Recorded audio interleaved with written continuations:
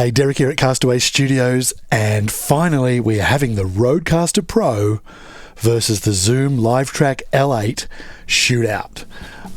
We're going to pit one against the other in about 20 or 30 different aspects and look at each one in detail and have a look at all the different types of users that different features will appeal to. So this video will be about not saying which one's good and which one's bad or which one's better than the other, about fitting different types of users to the right board for their needs. Alright, hang on tight and we'll get straight into it.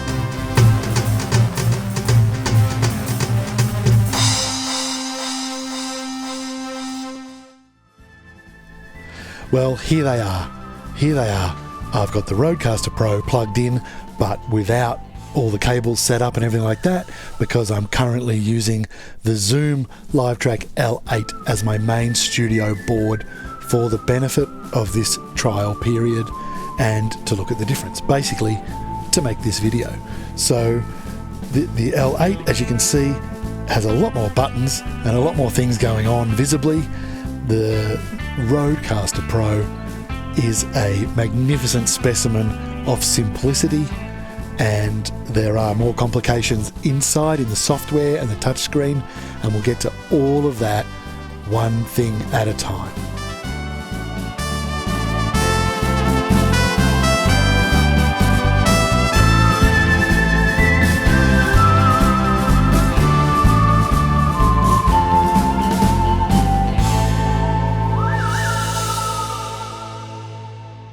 So firstly, let's look at the general look of the things.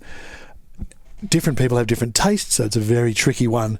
You can't really say which one's better or worse, but the Rodecaster Pro is a beautiful, simple, lovely constructed, well-constructed, beautifully constructed piece of kit. It looks heavy, it looks solid, it looks like you can reach over and bang these buttons from a mile away and hit them and they'll work. It looks nice, great big sliders, tidy, professional, high-tech and modern. The L8 looks like a mixing board. It looks like the mixing boards we're all used to. So that look is going to appeal to people who want things to look more complicated. For instance, a producer or something like that. Things are complicated, so it's rightly so. It's not pretending. And it's going to appeal to people that like the familiarity of a mixing desk with things like EQ, gain, things like that. Anyone who's used to the Zoom H4n Pro, you'll be very familiar with the tiny little screen here. Probably first impressions when I opened the box and saw that little screen was, that looks like a cheap move, right? It looks like they've gone, all right, we'll use the Zoom H4. Might not be, but it's how I felt when I first opened it. So it's not a high-tech 2020 looking thing, that little screen there, and it's black and white. Just saying. All right, so as far as general looks, and impressiveness, the Rodecaster Pro is going to appeal to people that will want a very simple thing sitting in their desk, right? Another thing that affects the aesthetics of these boards is the Rodecaster Pro takes all its connections through the back. So this whole top area you see here, let's have another look. This whole top area stays looking like that. Well, up until you put your little cable guides and personalised touches on there, but it pretty much stays the same no matter what's going on. And all the XLR cables go in through the back, and the power, SD, everything goes in through the back, including the TRRS cable as well. So that's always going to look clean on the top. The downside of that is that behind it is going to be a mess of cables that poke straight out, and you can't really push it up against anything in a busy little desk environment. Going over to the L8, you can see all the cables and all the inputs come out of the top. Yes, that does allow you to push it up against a wall in a tight little environment, but it does create an instant impression of chaos because you've got up to 6 XLRs coming straight out of here, and then of course cables are flexible. I'm not the tidiest of all people, but you could tie them all together and send them off where they need to go. But by the time you've got 4 things coming out of your headphone outputs and monitor outputs, things get pretty crazy. Okay, so that's part of the look. It doesn't bother me because I like mixing desks and I like to see all the cables coming and going. I prefer to see the cables coming and going right there. I've got a little problem, and you can give it a wiggle if things get a bit iffy. Right, so that's the general look. I'd say if you like a real slick, looking device, then the Rodecaster Pro is going to be more on your side. And if you like a real complex looking little, busy recording environment, then the Zoom L-8 will impress. That's for sure. So I'm not going to say professional versus amateur, because for the last year as a professional podcast producer, I have been using the Rodecaster Pro, and it's been absolutely a dreamboat. There are some situations we'll get to later on in different topics where I've needed a little extra, but this has been fine. It's been absolutely great for me. The next thing I want to talk about is portability. Now, I think there are 2 parts to this equation. Portability as in how hard it is to pack it up and take it to someone else's house to set up a recording. I'd say they're both going to be pretty much the same. I don't think there's that much weight difference. The Rodecaster Pro's larger.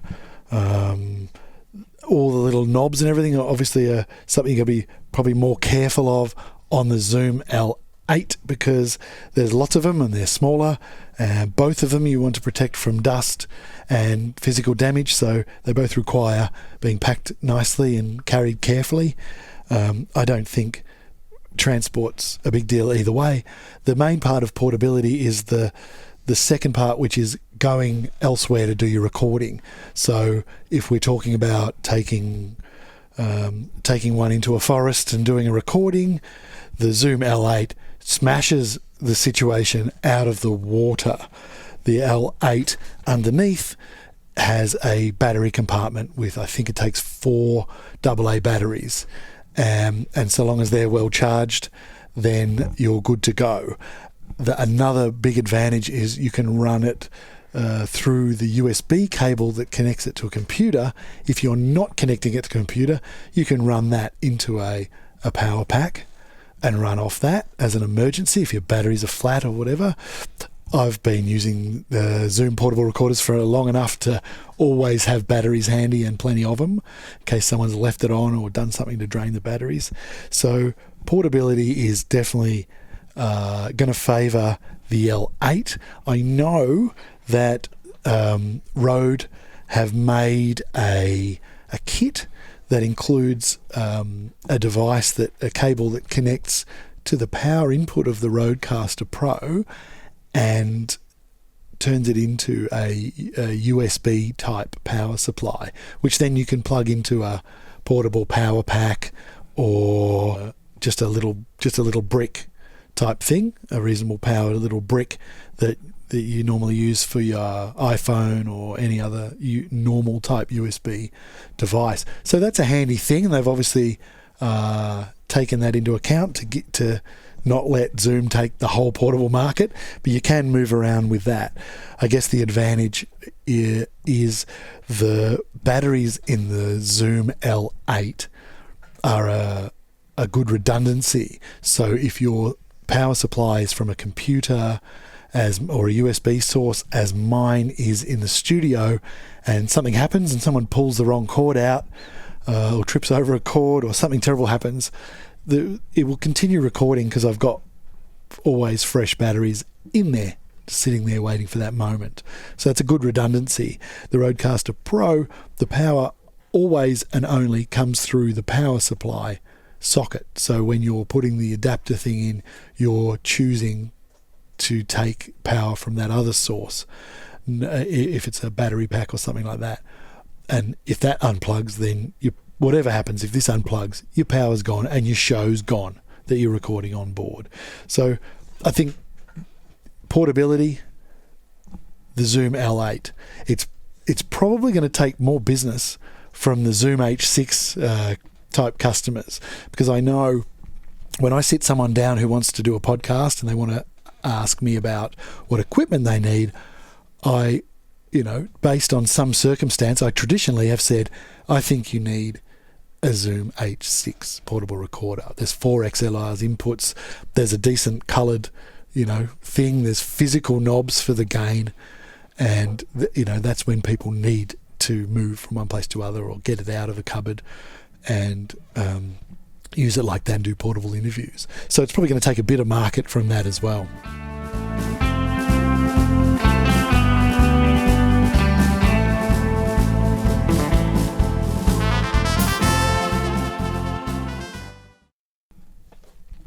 Okay, ease of setup. When I say that, what I'm talking about is walking into your studio or recording environment and simply going, right, what do I have to do? I've got a host, I've got a co-host and a guest. These are my microphones. What do I need to do? So starting with the Rodecaster Pro, you pretty much, this is all assuming, by the way, that you've done it before and some of the deeper settings are already done, right? So you've looked at a tutorial and you've set it up the way you want it from last week. All right, so you walk in, you go, what did I say? A host, a co-host and a guest. Let's say that's your sliders there. Put those up so you can hear them. Okay, make sure you turn your monitors off. Now, this is fantastic. One of my favorite things about the Rodecaster Pro is that there's a setting now that if you're running your monitors from the monitor out in the back of it, that you can set it so that when any of the microphone sliders, which there are 4 of, goes up from 0, it automatically cuts the monitors in the studio. It is a bit of a trap you can fall into, putting your headphones on, fiddling around. Everyone arrives, you start recording them and don't realise the monitors have been adding the sound of the microphones back into the room. It's bad, but if the monitors are down low to start with, it can happen. And so, my workflow has always involved check the monitors. Whereas the last sort of 6 months or so of using that automatic system in the Rodecaster Pro has probably put me behind a bit now, because I've become used to not having to check the monitors. So I'm back into that world that I used to be in. So you basically, where was I? You come in, put your sliders up and, get your headphones so you can hear it. The monitor's turning off and press record. Ba-bow, right? So for recording on board, that's it. The DAW stuff will be totally different videos, but going into the DAW will be pretty much the same experience with both of these devices once the drivers are all set up, and we know they are. Right? So you do that and ba-ba. The reason it's so simple is because the Rodecaster Pro will automatically, if it's set up to do so, it will record a stereo mix down, which takes into account effects and all the effects and everything you can hear in your headphones. A stereo mix down plus a mono track 1, track 2, track 3, track 4, a stereo USB in track, a stereo TRRS, for phone interviews and whatever, track, a stereo Bluetooth, and a stereo soundboard track, right? So it will record automatically all of those into a multi-track file, a particular specialized file that makes it a single file, but you have to bust it open to get the different tracks out. And that's why it's really simple to get it started, and when you press record, you're getting everything that's happening in the room, right? With the Zoom, your workflow is going to be, I've got to be careful not to turn my mic down during this. Your workflow is going to be slightly different and a little bit more involved. So you walk in, you turn it on. Okay. So you go, all right, mics 1, 3 and 4. You can hear the sound floor there. Right, so you turn those up so you can hear them. You check your gain, make sure everything's okay as per normal. But you've also got to select the tracks you wish to record. So looking at this black strip here, I want microphone 1, microphone 3 and microphone 4, same as the other example, and then I will go across and I'll also record a stereo track of the mix down, which will include exactly the same as the Rodecaster, what I'm putting out to my headphones, right? So when I put all those on, they'll go in. When I put them down, they won't. So that's more of a live recording kind of vibe, but everything else will be pre-mixer, pre-fader, and we'll just record those tracks into the SD as separate audio tracks. All right, so you've got to make sure you do that. Then you've got to record it. So that involves going over here, and you'll see there are four choices here to assign what these buttons are being used for. So that's got to be press recorder there. Check you've got enough on your SD card. Then you've got the little window there, which you won't be able to see very well right now. Press the red, where the red dot is, press record, and it will say, please wait for a split second. Then you press play. That's the way Zoom roll, record, then play. If you just press record and go, right, I'm done, you're going to be in a mess. You're not going to record anything. And of course, the very important thing to do here is to look at the screen and see the numbers rolling on. So that's it. So she's recording where these lights are red, those strips only. Okay, so trying to add another strip, go, oh, I forgot. Someone walks in, nothing. You've got to stop the recording and press record. So between the two, I would say ease of setup for a recording session, the Rodecaster is the big winner for people that need ease of setup for starting a recording session. This is very important. So some of my clients, I'll say, get a Rodecaster Pro. And some I will go, no, get the Zoom because of some other factors on the sheet. So I wouldn't let ease of recording stop me from getting the Zoom if the Zoom was what was best for the functions required. I would simply say you just have to get used to that, as we all have throughout history. Before I had the Rodecaster Pro, I had the Zoom L12. So I'm perfectly familiar with this workflow, because it's the same.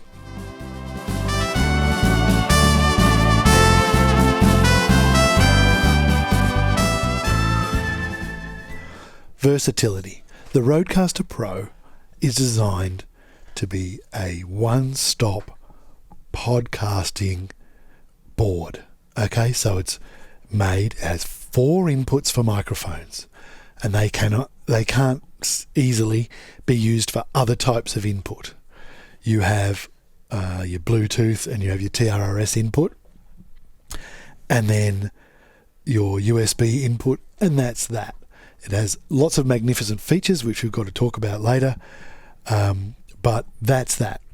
If you want 5 microphones, you have, and I've done this before, you've got to get another mixing desk and have that mixed down through a TRRS mini jack cable, and plug it into the Rodecaster Pro and mix that. And then you haven't got multi-track unless your other mixer is recording on board, which is what I did on that day. So if you're probably going to record with 1, 2, 3 microphones, 4 microphones, and only record voices, then I don't see why the Rodecaster Pro wouldn't be the absolute dream for you. If you are a musician, or you know a musician, or you think you want to try some other things and input, do some experiments, having 4 phone calls running at the same time and do some crazy stuff, then you would definitely hedge your bets and have a look at the Zoom L-8, because the versatility is the ability to, in the future or the present, number 1, 6 XLR inputs. Each of those, excuse me while hopefully this doesn't make a pop sound, take out this fat head that's just being stored there. These XLR inputs are multi-style okay, universal style. So you can actually put a 1/4-inch jack, I'll show you there, into the middle of it, and it'll operate. It'll operate like that for different inputs. And to make that really work, is the versatility is increased by the onboard pads. These little pads here, pressing them in will attenuate the sound so that you can put line level stuff straight into any of the inputs and pad it down, and then you've got control back over the audio. So that's pretty bloody handy, if you ask me. You're multi-use kind of guy who also wants to make banjo harmonica music one day, even though they bought it for podcasting, would definitely want to start with the Zoom L-8.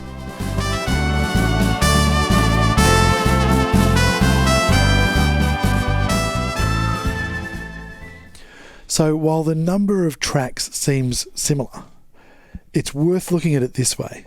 These are your 4 input tracks. Then I think it's only fair to say that's also an input track, because you can plug in a TRS and adapt something else and put in a stereo track that way from any device, right? And then you've got your USB input, right? But that's USB. That's only coming from the computer. So put that down for now. Bluetooth the same, and the soundboard is the same. So your ability to plug stuff in and record it is on 5 tracks, realistically. Okay, so on the L8, you've got 1, 2, 3, 4, 5, 6 already in the XLR. And then you've also got the option of bringing in a physical analog track through this 1/4-inch plug on that one, as well as a soundboard, but we're not counting soundboards. I don't think it's considered a proper input, if you like. And then the next track is the same. That operates the same way. So you can choose and see how this track also has USB and that one. So you've got 2 different USB channels that you can output.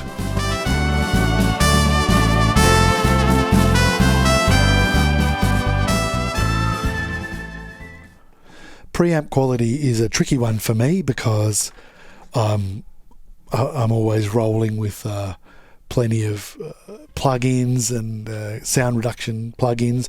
I don't use on either of these machines.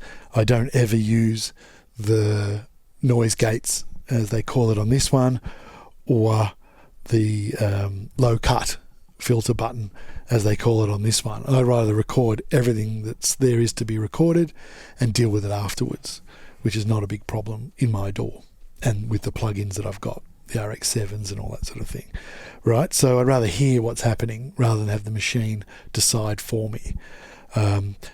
I think the preamps, I'd say the preamps on the Rodecaster Pro are probably similar or better than the preamps on the Zoom. The Zoom L12 I had wonderful preamps, and my hearing is just not good enough to make that fine definition between what's a good one and what isn't right now. I haven't done a lot of testing on it, but I'd say these may be slightly lower quality preamps than what the L12 had, which I think was the same as what the Zoom H6 had.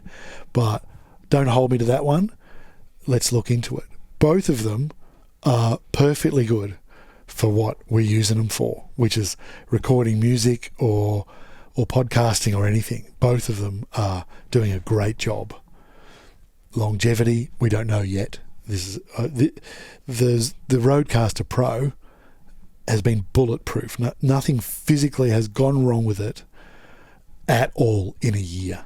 Absolute bulletproof. I'm guessing the L8 will operate in the same way, because Zoom don't muck around. They've been doing it very well with all of their other products for many, many years.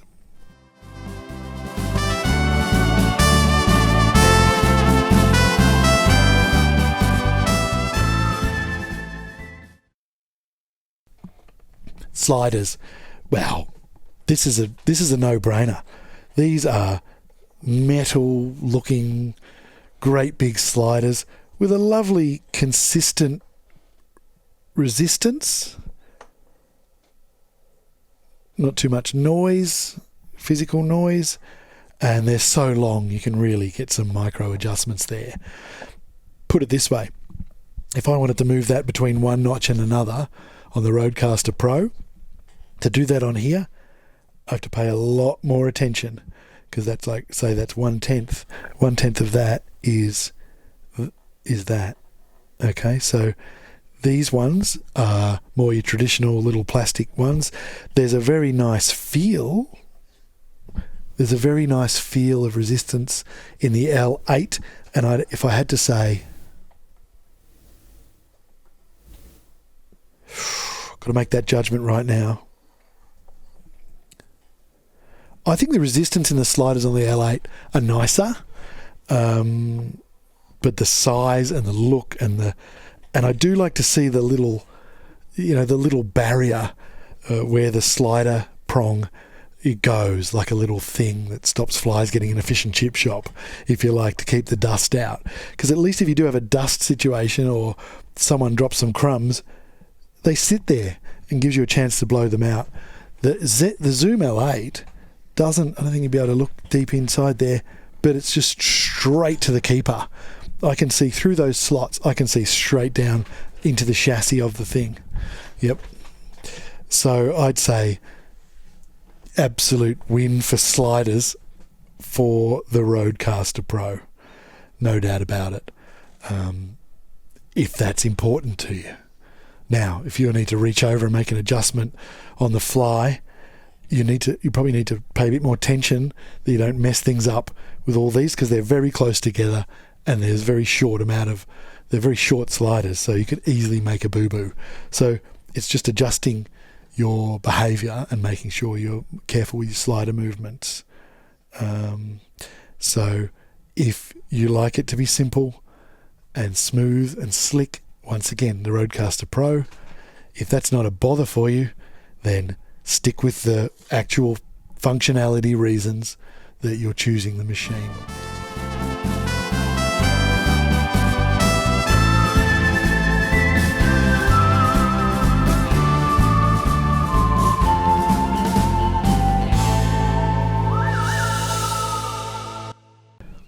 Level of control.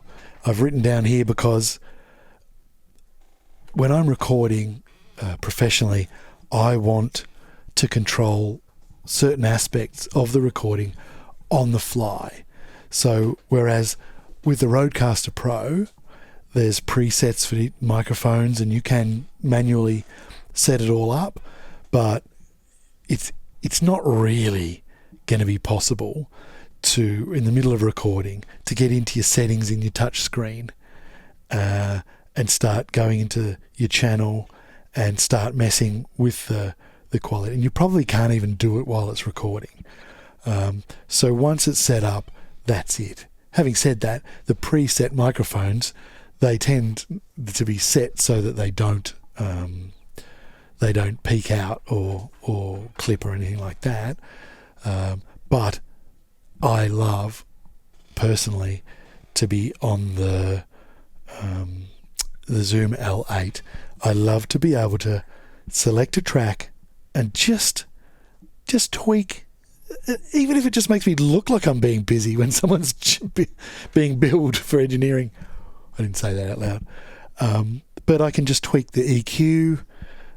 It's just manual. You can tweak the EQ and get that sorted. If someone starts an interview and someone's real kooky or real quiet and you just can't get them to use the microphone properly, little baby voice, and you can get the gain up and just you make it sound more pleasant.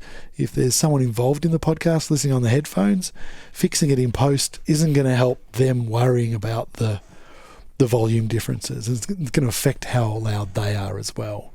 So I personally think it's a huge bonus to have your board with things you can change live that are affecting the actual multi-track recording.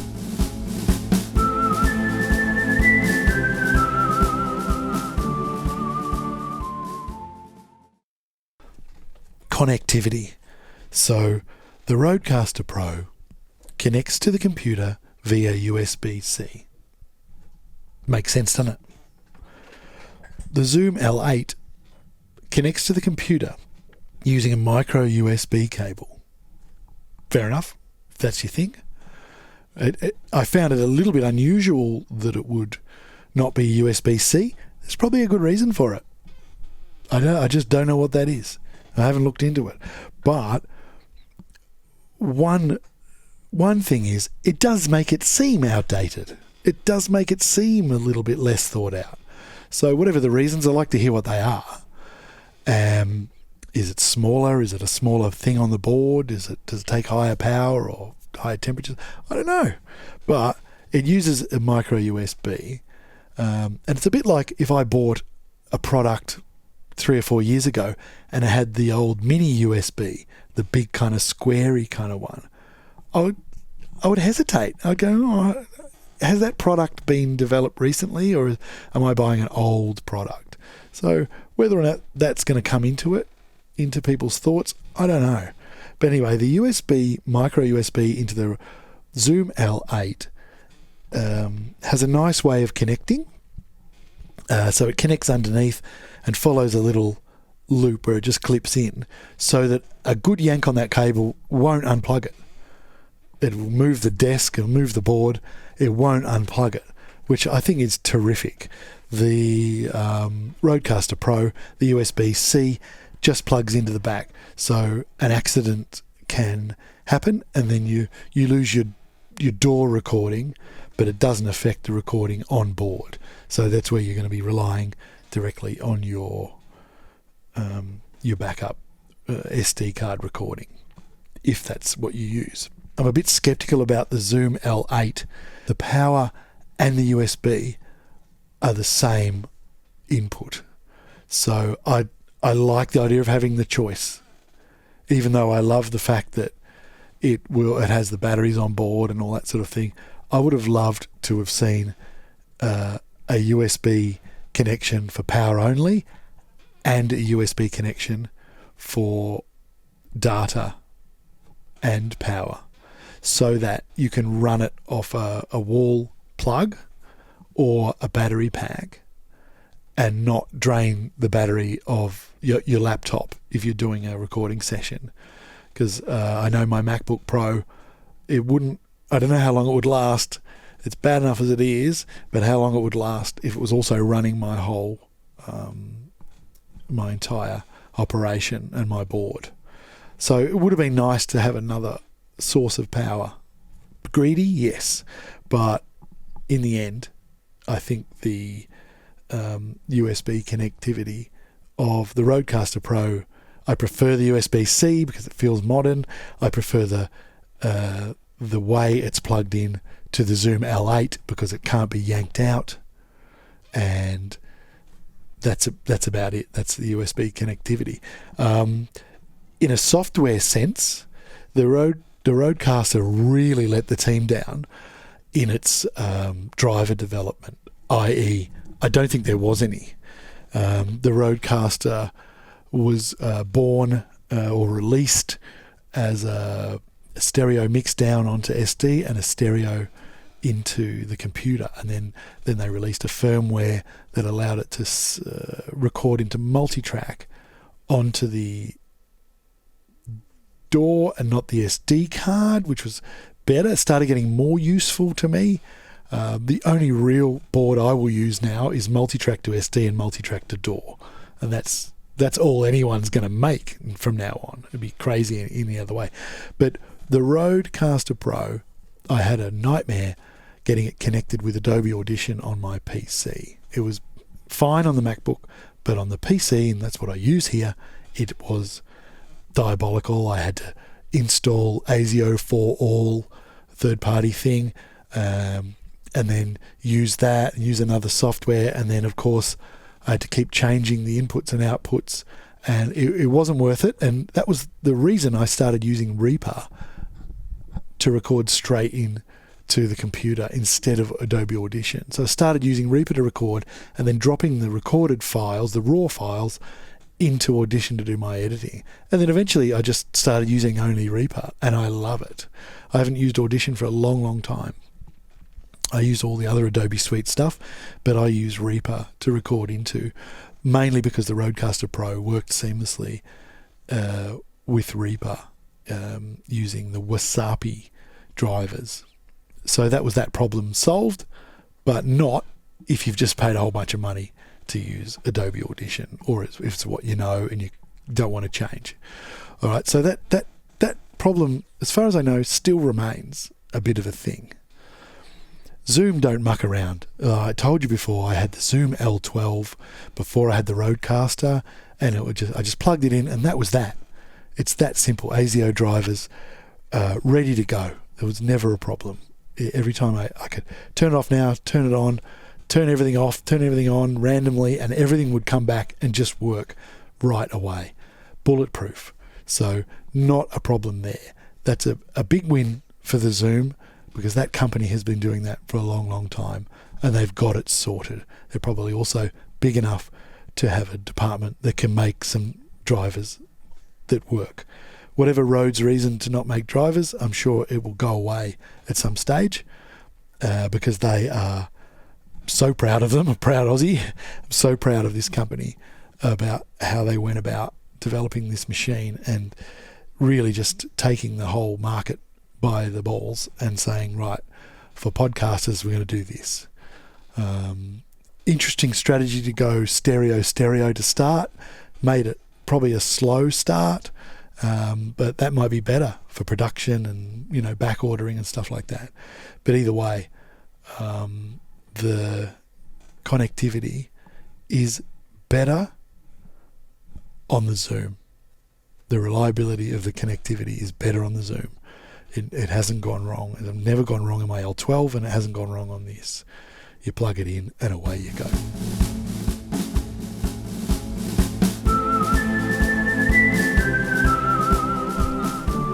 Monitor outputs. All right, I love the way the Rodecaster puts out. It's got its own twin quarter-inch mono outputs to the monitors. So I have some studio monitors in here, and it comes out from there and goes to there. Has its own monitor knob. I've written speakers there to help my clients know what that is, because there's a picture of a speaker, but that we've seen that symbol used all over computing to mean all kinds of different things. So that's great. And on board, you can set this thing, as I said before, to turn the monitors off automatically when any of the microphone sliders go above 0, which is fantastic for foolproofness, for people that need to let someone else use the studio and not muck it up. In other days, when I didn't have the Rodecaster Pro, yes, probably every now and again, maybe even me, I'm not admitting it, but clients would accidentally record a whole podcast with the sound of the monitors, the speakers, feeding back through the microphone. So there's a slight echoey sound to the room. They go, what's that echoey sound? What's wrong with your microphone? I say, well, you left the monitors on for your whole recording. So this takes that away, and it's bloody awesome. So it has its own monitors that go out. They're not connected with anything else except this knob here, but they will only put out the sound of the mix. All right? And then you can't adjust that. They put out the sound of the mix that you've got going on here. Now, the controversial one, I guess, is the Zoom L-8 monitors out. The assumption is that these two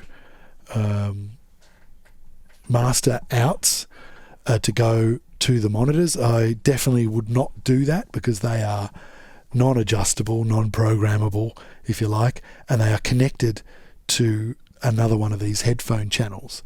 So you'd literally have to turn that down, which kind of defeats the use of one of your headphone jacks, because you have to turn it down to turn your monitors off or unplug those. That's not feasible. What I always did with the L12, and what I did with this one before I'll get to how I personally deal with it. You just use one of these. So you use you use your end one, that's your monitor out, and then have the master going out to that, and just turn it off when you're recording and turn it back on again when you're not. And that's your volume of your house monitors. It's pretty much straightforward like that. If you've got a twin 1/4 inch system, then you've got to get an adapter that turns it into a stereo 1/4 inch. But that's the instant way of doing it. That's how I did it when I first got the machine. I have now use a headphone amplifier, and I recommend it anyway. I've got it because partly because my studio has a bunch of headphones all wired in, and I do change mixers even just to do this test. I change using this mixer, then this mixer. I can change the mixers around. But if I've got a separate headphone amplifier, and I use the PreSonus HP4, which is fantastic, that amplifier, all I've got to do is use one output. So I've got one cable, and I've chosen this one, right? So that goes out to the headphone amplifier. But there's more. The way I use that is that's got its own monitor outs, and it's got a monitor mute system, which works wonders for that workflow. It's much easier to convince someone to press a small green button. If the green light's lit, you're good to record, sort of thing, than actually have to turn a knob, which you can do anyway. So I can run the monitors out through that, and that's good because the Rodecaster Pro and the L-8, the headphone amps, the amps for all of those outputs, keep in mind there's 4 of them plus the front one on a Rodecaster, and there are 4 of them on this. So they're not going to be mega quality, and there's going to be a bit of noise coming through there. So I'm loving having a professional headphone amp over there. Not necessary for basic podcasting. You'd put one of these to your monitor, one of these to your headphones, one of these to your co-host headphones. You're pretty much okay. I also use splitters. You can choose one of them and just split it into 2. If you've got a couple of guests, they don't need to hear different levels of volume unless one of them's hearing impaired, but you can fiddle around like that and make it work. It's not a problem. The same goes for the Rodecaster ones. So as far as monitor out, I think the Rodecaster Pro smashes at home because it does have its own monitor outs, and it does have that special thing that cuts it off. But once again, if you don't need that ease of use and that simplicity, then the versatility of choosing what you do and what you put out to your monitor and when and how and all that, then that's going to put it back in your hands using the L-8 Livetrak.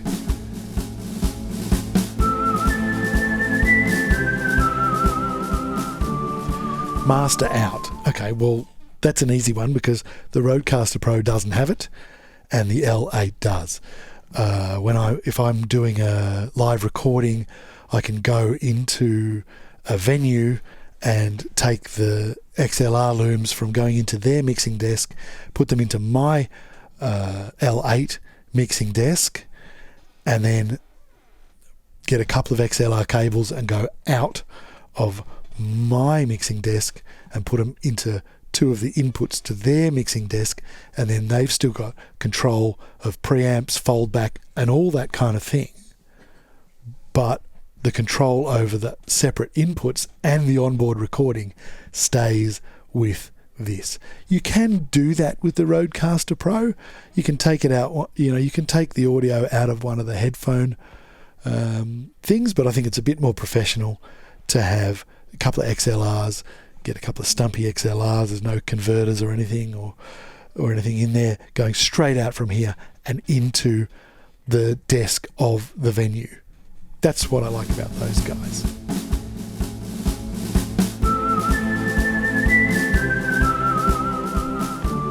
Sound pads. the Rodecaster Pro have smashed it, especially with the last couple of firmware updates. So you can now pre-program something like 64 setups. I could probably still show you this even though it's not plugged in. So if I hit the music button, you'll see that bank number 1, let's bring it a bit closer. Bank number 1 is my generic ones, with laughter and crickets and all that kind of stuff that it comes with. Bank number 2, that's been assigned to one of my shows, so it's intro and outro, so I can record straight in live. I don't even have to edit my podcast, and that's fantastic. That's another show with some other little noises that I put in throughout the show, and the same and the same and the same. So this is absolutely wonderful. If that's important to you, and it's important that it is in the same unit, then fine. The Zoom have tackled this, people's love for sound pads, in a kind of a, I wouldn't call it half-assed way. It suits me this way because they've made it so that you have got the ability to pre-program sounds that you can press and it will come on during recording, right? But it's small, it's a bit finicky, and it's nowhere. It doesn't go anywhere near this. If a lot of my reasoning for buying a Zoom L-8 were valid, and I wanted to buy the Zoom L-8, yet I still was glancing back at the Rodecaster Pro with love in my eyes for these nice pads, I'd probably just go and dig out an old iPad out of the drawer and make that into a sound pad organizer and just plug it into one of my extra channels on the L8. That's how I'd handle it if there were plenty of reasons, if I had to have more than 4 mics, or if there was a good solid reason for wanting the L8, I would simply find an alternative. Or even my good old, look at this, my little Elgato Stream Deck. I love this guy. This is how I control, look, I'll show you, it's how I control my, see that? That's how I control what you see. So because of that, I'm using it for video. I probably aren't going to set this up as a sound pad as I used to. I would be more likely to assign another device, an old iPhone or an iPad, and just have that ready. And then I've got the option of that. But the magnificent thing about the Rodecaster Pro sound pads is the programmability, and also the fact that you can have a bank for different shows and different reasons, stuff like that. So you can really do it on the fly without a problem. Another thing about the Zoom L8 sound banks is you've kind of, I haven't used them yet, right? But you've kind of got to decide where you have the sounds. Because if you're using USB in, which is quite common thing for you to use, because number one, when you're playing back anything from the computer to hear how your recording went, or if you're playing some YouTube and you want the audio from that to come into the sound thing, even for an interview for reference, then you have to have this channel. Channel 7 has to be assigned to that, which means while you're doing that, you don't have sound banks because you've assigned this strip to something else. So if you're pre-planning, you've got to make sure that your sounds are in the right channel. Now, if that channel you're using the TRRS, then you haven't got sound banks on there. So you have to make sure there. So I can imagine I would want to duplicate my sounds in each of those strips. So 1 and 4, 2 and 5 would be the same, 3 and 6 would be the same. So I really got the option of having 3 important sounds at my fingertips. I'm sure there's more to it in the firmware and stuff for the future, but that appears to be how it is. So yeah, definitely if sound banks are your thing, the Rodecaster Pro is your thing. But what I would do, like I said, get an alternative way of punching sounds into this, and then you just have to have your USB or your TRRS on, and all your sound bank can come in through a third-party device and or software. So it's not the end of the world if you love this and you can't have it.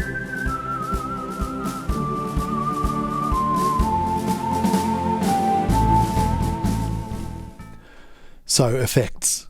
Now this is interesting. In the year that I've been using the Rodecaster Pro, I've had the effects off.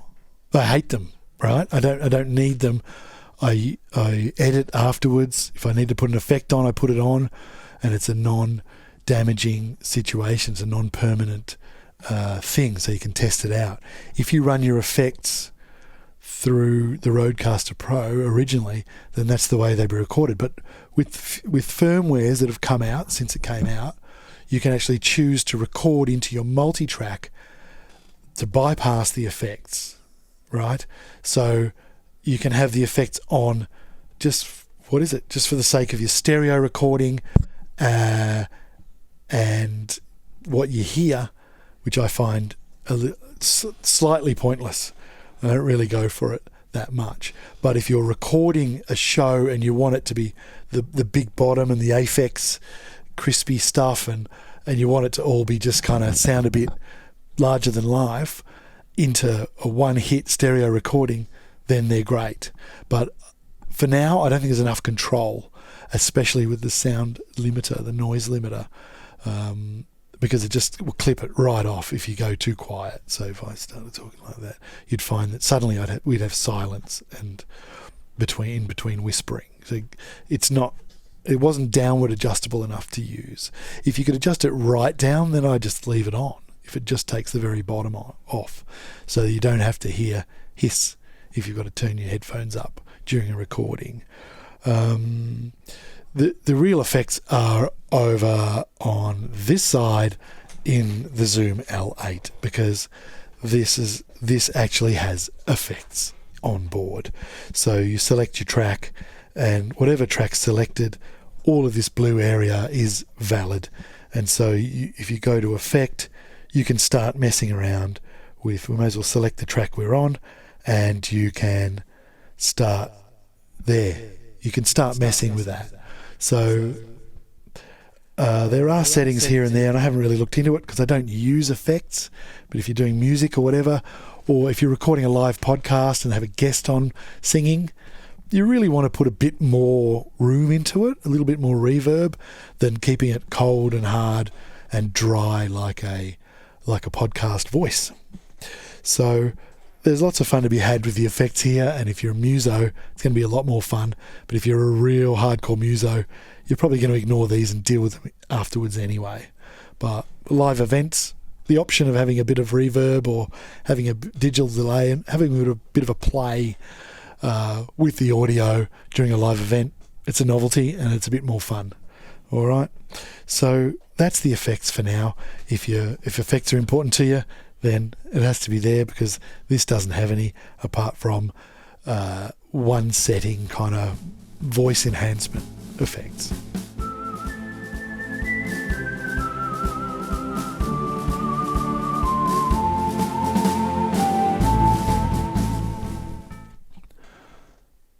We talked about SD cards a little bit earlier, so to briefly recap, the Rodecaster Pro records onto a micro SD card, and when you set it to record multi-track, it records all of the tracks regardless of the faders positions, and also records a stereo that takes into account the faders. You can choose whether the tracks are affected before or after the effects, i.e. you can say, when I'm recording, I don't want to have any of the onboard vocal effects go into my recording, except the stereo track, which always, the effects and the slider positions matter. So you're recording a live kind of vibe there.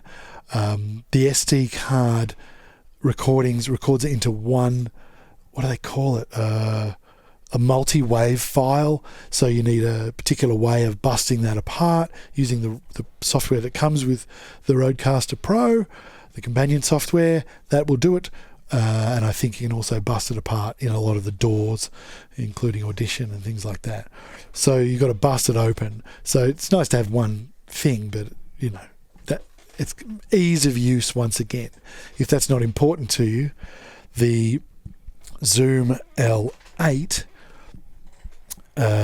you select which tracks you are going to record into the SD. the negative of that is you can't go, if someone walks into the room, you can't just slam an extra microphone on. You have to stop the recording, select that track, and then resume recording. So you get another group of WAV files. So the SD card will record, just as Zoom have always done, will record it in separate tracks, which is terrific, in folders. All right, just the way all the old portable recorders have always done. So that's that. So you can save SD space by only selecting the tracks you want to record.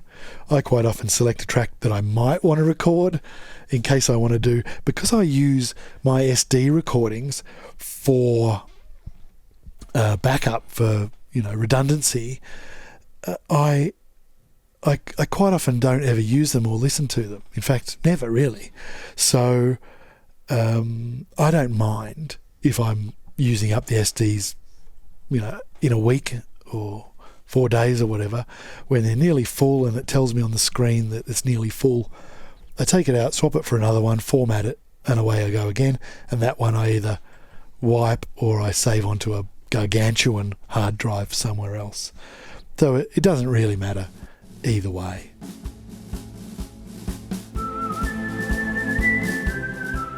As I said before, recording workflow is a lot more involved for the Zoom L-8.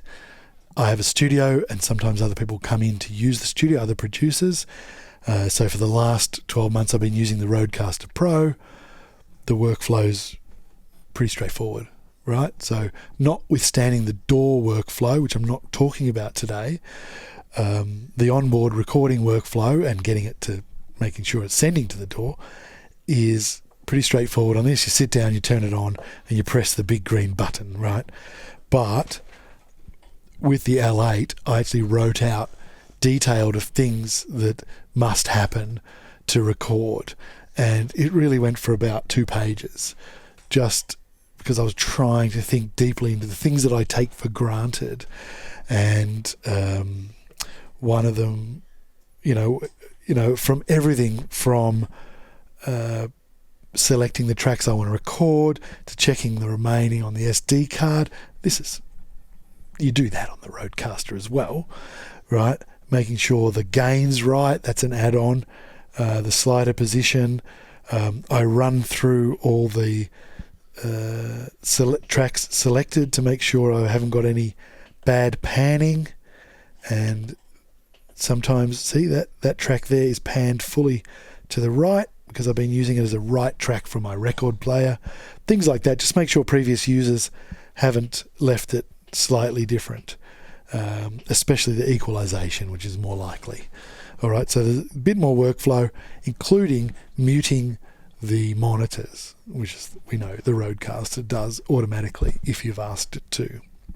So the recording workflow is quite a bit more involved in here, but I like that because it keeps my mind thinking, and it engages me into the recording process and every part of it.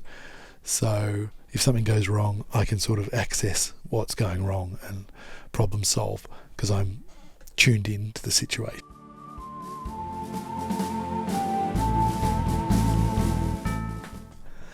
Gain control's a big one for me. I absolutely love the choice to put up the gain, which adds volume to the recorded tracks. Okay, it's not the sliders. The gain knobs up here is something you don't have access to in the Rodecaster Pro.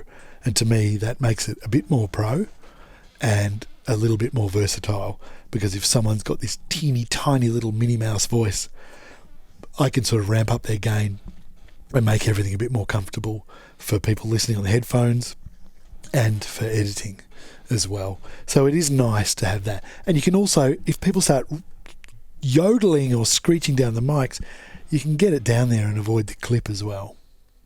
I like the gain. It's a big win for the L8 gain.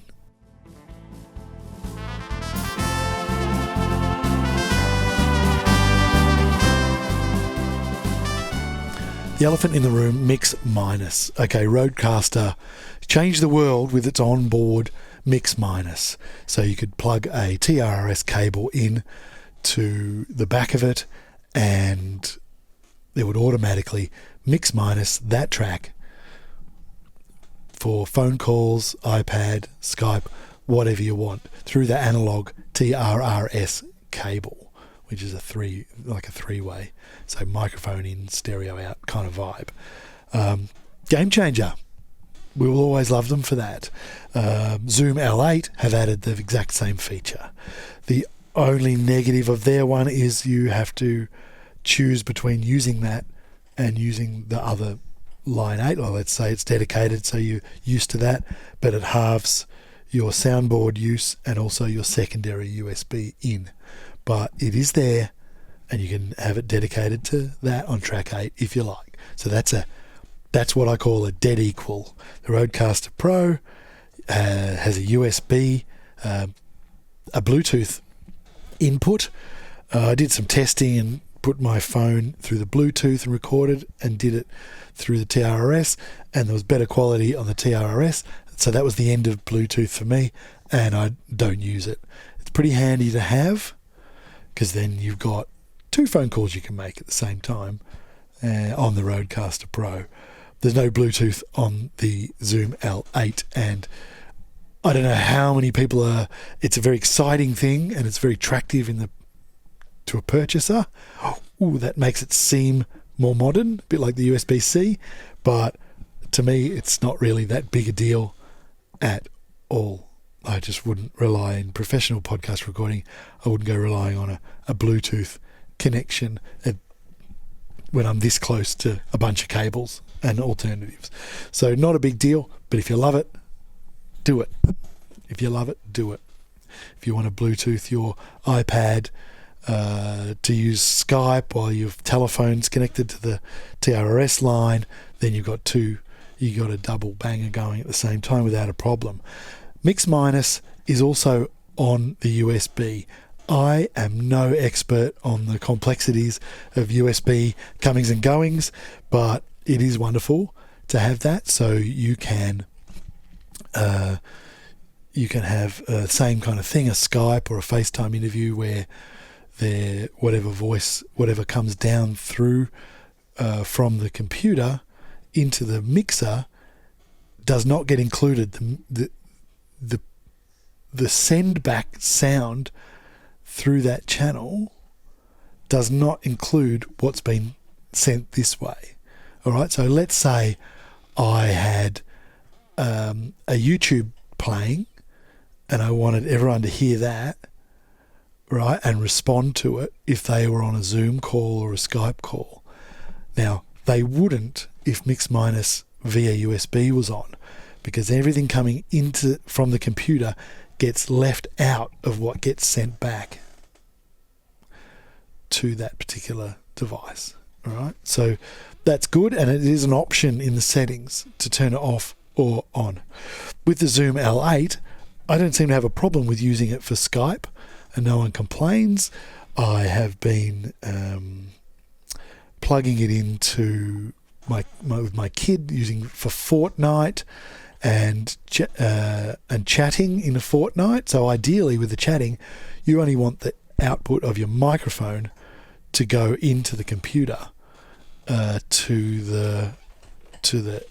the game itself, so that his friends can only hear his voice, because they're already hearing the sound of the game. They don't want to hear the sound of your game, because then it's like this delay. Something blows up here, then they hear it there, then they hear it coming back through his computer. You don't want to hear that, right? So it seems to work. I've been testing it, and it seems to not be a problem. Whether or not it's going to be a problem or not, I don't know.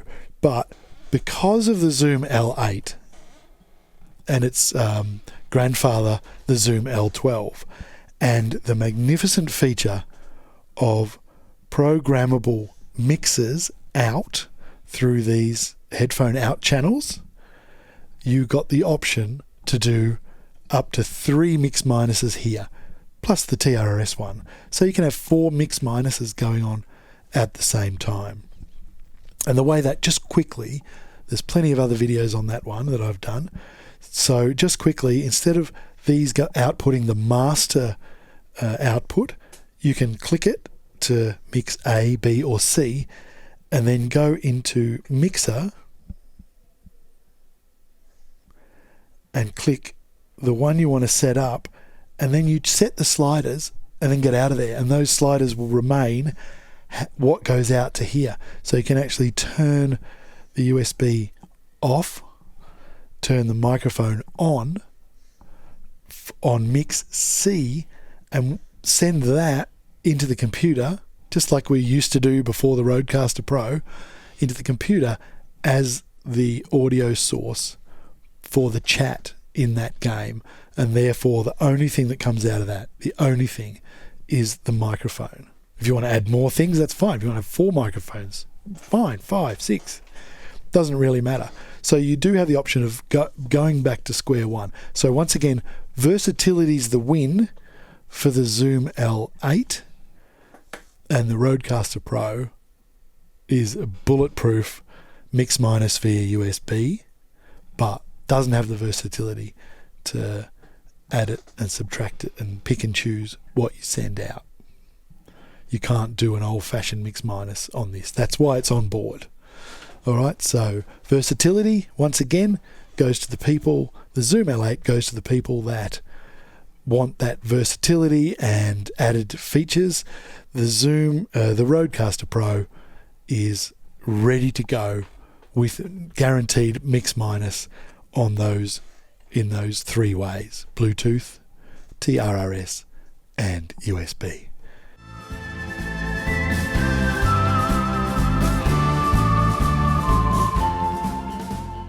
One bonus of the Rodecaster Pro is that it has 4 headphone outputs that are easily identifiable and controllable here. These knobs have like ratchet settings, like little micro detents, like that. Not sure why they've got that feel. Maybe so you don't bump it while you're moving another one. But it's been thought about. That's the main thing. They haven't just gone, oh, we found these pots from our other product. They've never made a product like this before. So everything's from scratch. And so they were able to go, right, let's use that.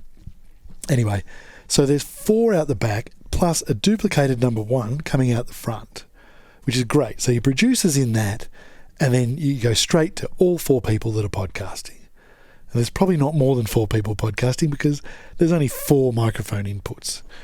Whereas the Zoom L8 has 4 headphone outs, but one of them you have to use for monitor, right? So that leaves 3. And one of them, the main master out, doesn't have a mix setting. Not that that really matters, but it doesn't have you can't set a mix for it. There's mix A, B, and C on the 2nd, 3rd, and 4th headphone out. So technically with this, even though there are option to put 6 microphones in there, you've really only got 3 headphone outs.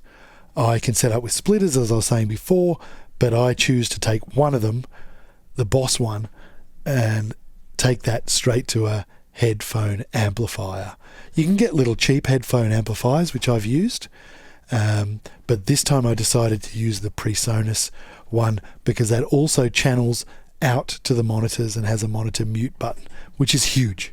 I'll go on about it, and I said it before, but it's huge. So there you go, headphone outs. It would be nice to have a few more on the L8, but I know we're strapped for space, that's for sure.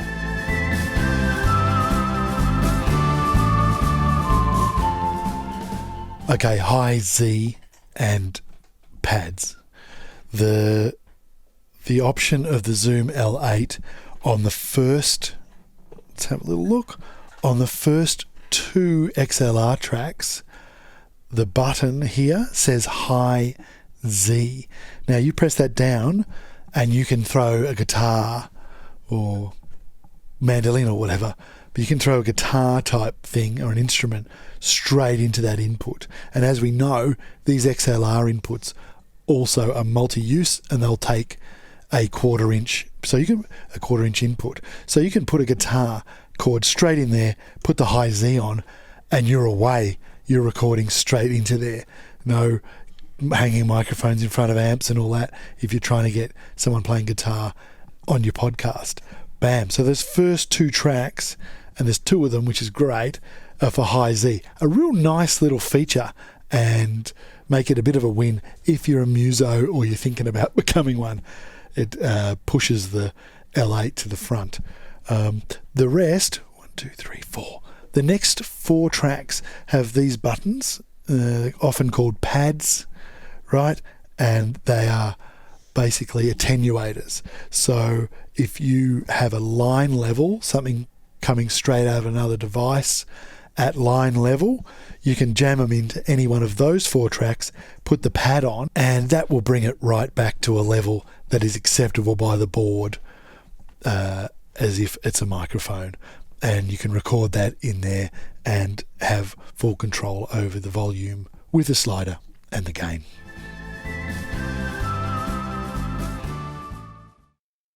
Display. Well, that's pretty easy, hands down. Look at this guy. That's a touch screen, colour, lovely layout, channels, sounds, hardware. It says it all, really. This is a thing of absolute beauty. Can you see this one? The Zoom one is pretty much, I think, the display out of left over from the H4Ns or something like that. It is tiny. Okay, it does the job, but my eyes are currently probably 2 foot from that, and that ain't going to cut it. So I can't at a glance see what's going on at my age. So a disappointing display. It's not touchscreen. We've got this multi-knob, which means you can push to enter and turn it around and choose things, and lots of choices.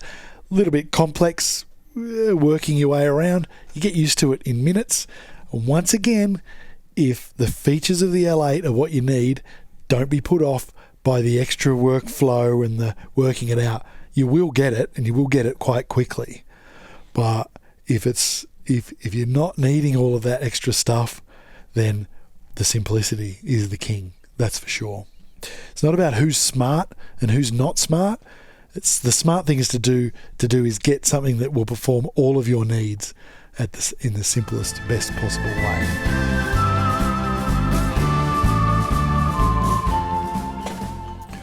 We talked about drivers before, and the big win here is the Zoom L8, because Zoom sort out their driver situation. You plug it in and there it is. Bam, you're done.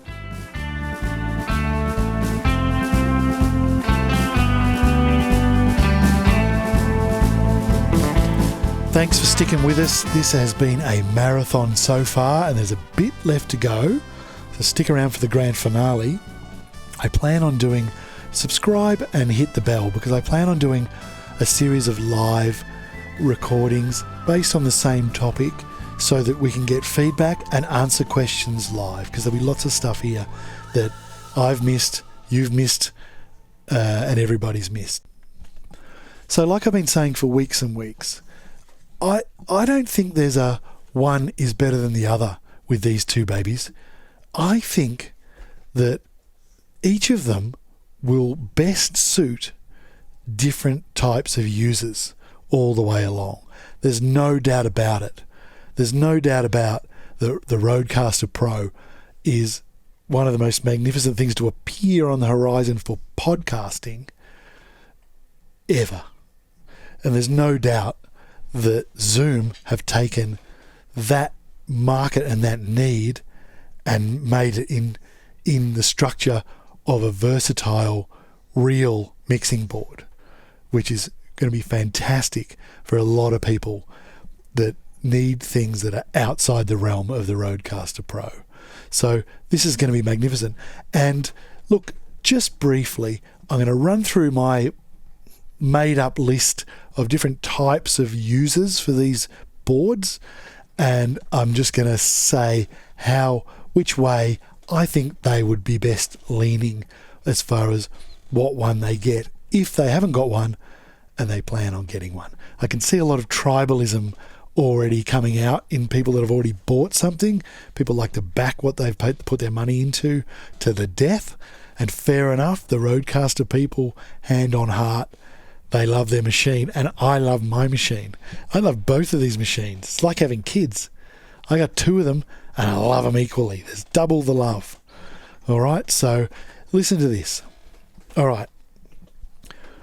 First time podcaster. That's going to lean this way, isn't it? It's going to lean this way, but it all depends on all the other factors that are coming up on that first time podcaster. Professional podcaster who only records up to 4 voices. Only records up to 4 voices would heavily lean it this way, because we've stated that that's all we ever need. So Rodecaster Pro is a ripper there. Musicians who podcast. Whew. Be great to have a little desk, but a musician may already have a desk they use for music, but might not have onboard recording, might not have multi-track USB. It's a musician who podcasts is going to just go crazy for this. They know their way around already, and it's got the extra features that suit podcasting. Right. Podcasters who play music. Definitely. You're going to have this to podcast and then go get this to play music? No, you're probably just going to have this, right? So that's heavily leaning towards the L-8. Podcast producer who records professionals. All right, I don't know what I was thinking there, but a professional would be a professional, someone from radio or TV, or an actor or a comedian who are pretty with it, right? And you're wanting to get the most out of it and equalise them and do that. It'd probably go towards this one. But once again, it goes up to how many voices you need and what you're going to use it for and your portability and all that. So that alone would lean it this way. Podcast producer who needs the talent to take care of the recordings. Yeah, you know what I mean there? I mean, you are the producer, but they might just hand you the files after they've recorded it at home or wherever else they record it. There's a lot of that going on. I do a lot of production of people that just they send me the files in their Dropbox. They record in different states and different countries, and I've got to edit it and sort of produce it. When I say that, I mean give them feedback as to what to do next and what not to do, and that little bit of production, but editing mainly, right? So definitely over here, if you have to leave them to it, and they're talent, not necessarily engineers, right? Podcaster who needs more than 4 mic inputs. Bam. Only one choice. We're right over here. We're off the scale. Creator who needs line inputs as well as mics. Same. There's no other choice. Line inputs. Yeah, you can put a line input into here, one of them, TRRS. So it's not off the dial, but it leans heavily this way. A creator who needs to control gain live. Well, it's just here, isn't it? It's the only place you can do it. Creator who wants the recorded voices to be ready to publish. Look, you can do it on this, but this guy here is favouring, because it does have those big bottom Aphex on board, limiters and things like that, as long as their presets are suited to you. Whereas this thing here, if you're smart enough, you can set it all up and record still to stereo, ready to publish, and still have your multi-tracks there if you need them. But that's the stereo file there, right? And that's taking the mix in. So similar to this one in its stereo file, this will do it, but you've got to be prepared to set up your EQs and all that sort of thing, your effects. Producer who needs to launch intros and outros live for multiple shows. All right, as I said before, unless you're planning on adding another device or using an old iPad or iPhone to add a soundboard, this one's terrific for that. It would definitely go over this way, because the settings for these sound pads are tremendous and so easy to use and to see. still an option with this. You wouldn't not get that if you needed more than 4 mics, or one of the other main reasons, because you have got choices. You've got onboard sound pads, but to control good sound pads, you'd probably run it from another device. All right, creator who records in different places. I'm here. I know the Rodecaster can go with you, and lots of people I know do that, but this is awesome. The batteries and everything, you just take it along as if it was an H6 or an old portable recorder, yet you've got the full board running. So, and you can also plug it into your laptop, and it's just like being in the studio. I love it. All right, and there's plenty of different options for different types of microphone inputs. All right, so I would definitely head this way if I was moving around to different locations, cafes, mountains, cliffs, whatever. I would definitely favour this guy. But like I said, all of these factors are dependent on all the other factors. So if there's a strong one for this, like your soundboard, that's going to bring it back to here, isn't it? Right. Game streamer. I think you're going to need the versatility of the L-8 because of the actual old school type mix minus possibilities. You're going to take one of these tracks out, and you can program it to send only your voice back to a computer or another device or whatever to run into the chat, while still running the audio of the game into the live stream recording or whatever it is. So if I was a streamer, which I guess I am a bit, then I'm favouring this guy here. YouTuber, same kind of thing. Recorded plenty of YouTubes on the Rodecaster Pro and this. Not a problem. But with the YouTube, you are, once again, I'm mixing into OBS and recording from OBS to record videos for YouTube, like this one. So I can use different screens and different setup. YouTuber. I don't know. YouTuber would be whatever you want, whatever, who cares? Once again, you might be looking at more versatility if you decide to go live streaming with chats and use multiple Skype interviews and stuff like that. You might want that versatility of being able to get in there.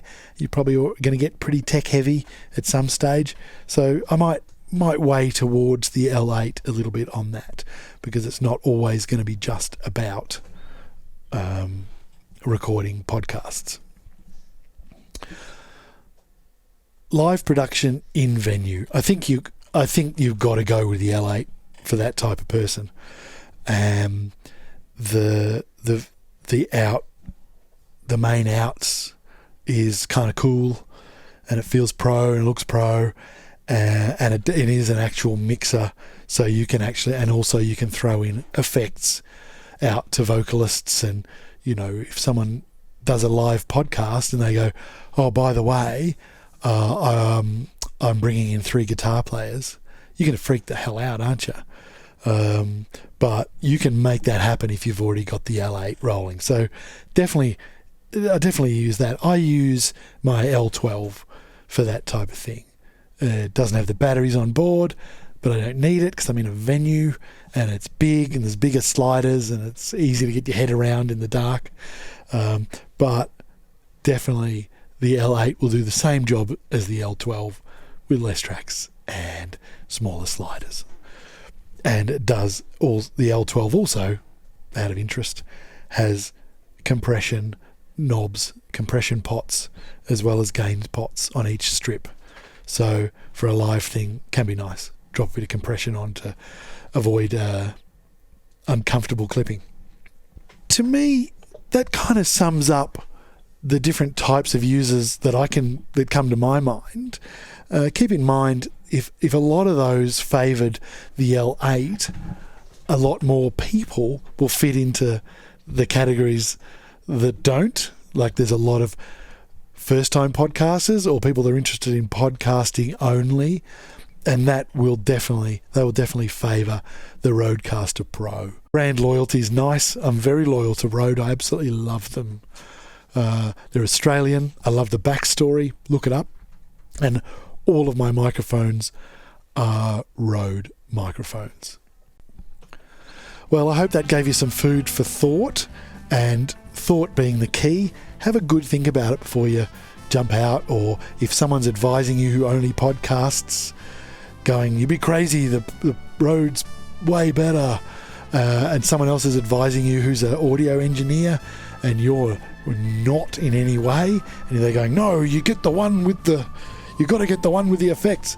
Think it through, see what category you think you fall into, and subscribe to this channel and hit the bell so that you can find out when I'm doing a live stream on the same topic. And that will be just to be able to live answer questions. There's lots of things that I haven't even thought of to put in this video that you will think of. And I have the knowledge. I've used both of these professionally now for quite some time. So I know the ins and outs and the pitfalls. So I'm happy to answer all those questions in the comments and definitely in the upcoming live streams. All right. Thanks for sticking with us, and bye-bye.